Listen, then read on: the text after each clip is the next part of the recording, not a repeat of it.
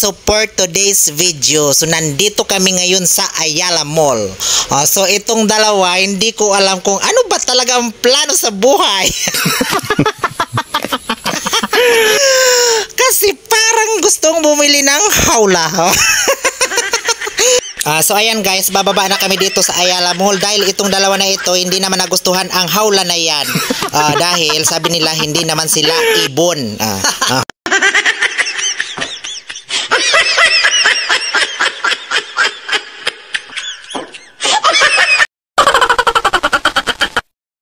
Tapos guys, sumakay kami ng elevator. So itong dalawa na ito, hindi alam kung ano ang gagawin.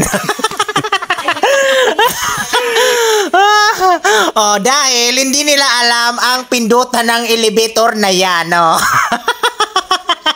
Nagtuturuan kung sino ang magpipindot ng elevator.